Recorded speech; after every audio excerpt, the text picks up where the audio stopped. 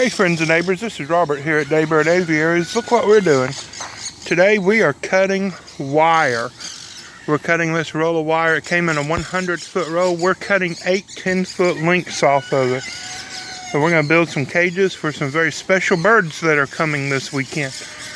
We have most of the wire cut, and there's a bit left on the roll. We're going to cut 4 4-foot pieces. We're going to build some cages, 2 cages that are 4 feet by 10 feet.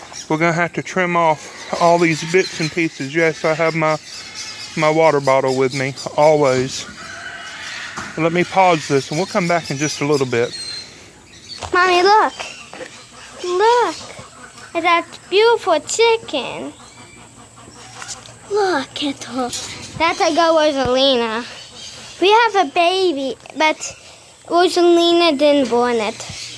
What's its name, Mom? William. William. I don't know what this chicken is doing there. I'm going to pause this real quick. Bye for a minute. When you cut a length of wire off the roll, no matter what you're going to do on one side or the other, at least you're going to be left with this little nub. And it's a very sharp point. And so we use an angle grinder to cut it off with the angle. So we got Jonathan in the super stylish safety glasses, and he's going to demonstrate how we use this little angle grinder to cut the wires. He's an expert at this. He likes the sparks. We're going to start calling him Sparky. I'm going to get in close, and he's going to start.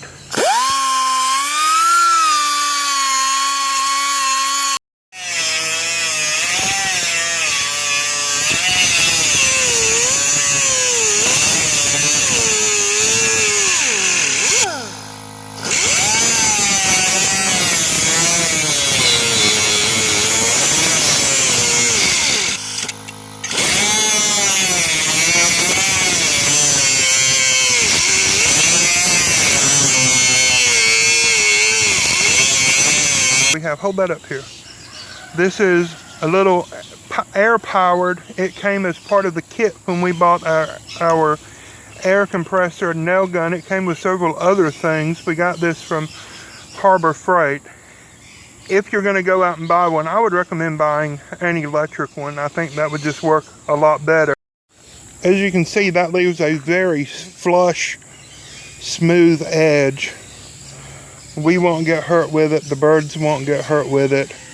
Now all that's left to do is to take these pieces and clamp them together. Y'all come help me get started on that. This is looking down at one of the 4-foot by 4-foot sections. It is galvanized after welding. Now, of course, where we have cut along the edges, that's no longer galvanized at all. But the rest of it is very heavy wire, galvanized after welding. It's going to last virtually forever. And it's going to hold some very special birds that are coming to live here at Daybird Aviaries. So I told you that this cage was going to be for a special kind of bird. This is for our Jeremiah bird that's picking his nose on YouTube video. Please don't eat that. I wasn't picking my nose, I was scratching it. You were scratching it? Say something funny. Knock, knock. Who's there? Banana. Banana who? Knock, knock. I see where this is going. That's not funny. Knock, knock. Who's there? Banana. Banana who? Knock, knock. Who's there? Banana. Banana who? Knock, knock. Who's there? Orange. Orange who? Aren't you glad I didn't say banana? I'm so glad you didn't say banana.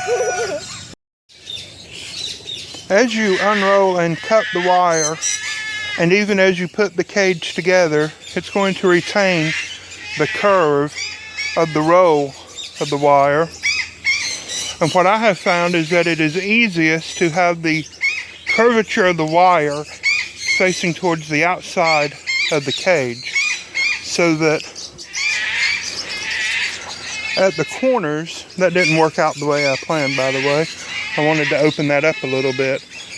But at the corners where they join, This is going to be the outside end of the cage. This will be the outside side of the cage. But the corners where they meet up, nice and flat like that, and it makes a nice seam, easy to attach the wire to. And I have gotten the two sides. Here is the other 4-foot end piece, and here is the other side, if you can see. And of course I have a chair, my water bottle, and some tools here. And I just sit here on the inside of the cage essentially and put it together. And then once all 4 pieces, I flip it over my head and get out. Makes it quite easy.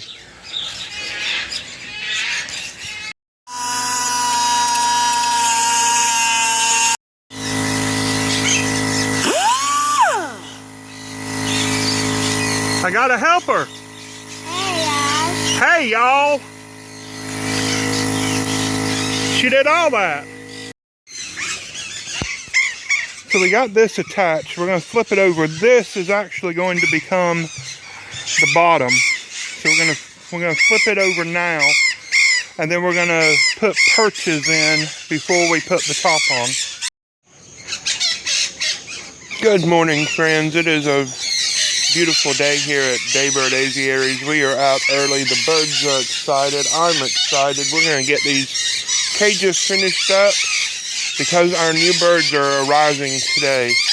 Now look, we have installed the perches. We have all 4 sides and the bottom complete, and it still looks really wobbly, doesn't it? It just wiggles around. Once we put the top on, it's going to straighten up. It's going to be very rigid, and it's going to be ready for the birds as soon as we hang them up and put some doors on. So let's get started, okay? Now this is all that is left of the 100-foot roll of wire. And from this we have to cut doors for the 2 cages. And we'll have to fashion food and water bowl holders. So from one 100-foot roll of wire, you will use almost every inch to build 2 10-foot long cages.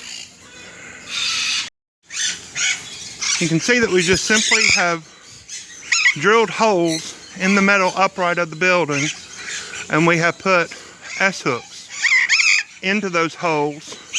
And then here you can see that we have hung the cage onto the S-hooks. We have one in the middle and one on the end.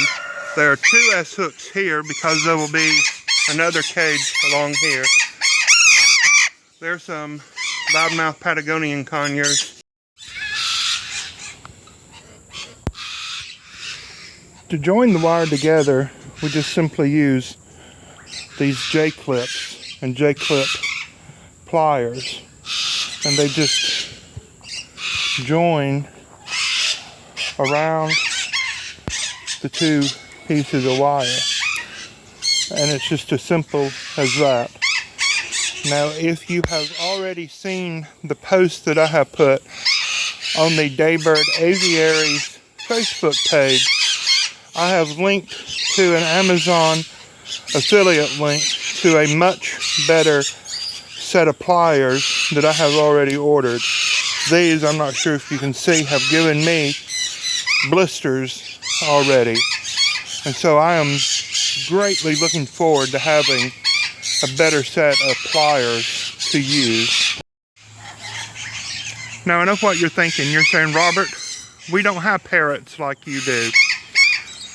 But I just want to suggest that maybe perhaps you can use cages like this as chicken tractors, as breeding pens for purebred poultry, as grow-out coops for poultry or turkeys or waterfowl, or even pheasants or peafowl.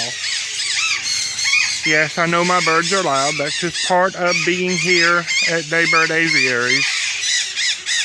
I am about to feed them. They know that. Can y'all see those little ducks in the background? Aren't those just adorable? Look at that. You can build cages like this that are smaller and use them for quail or rabbits or baby chickens. The possibilities are endless.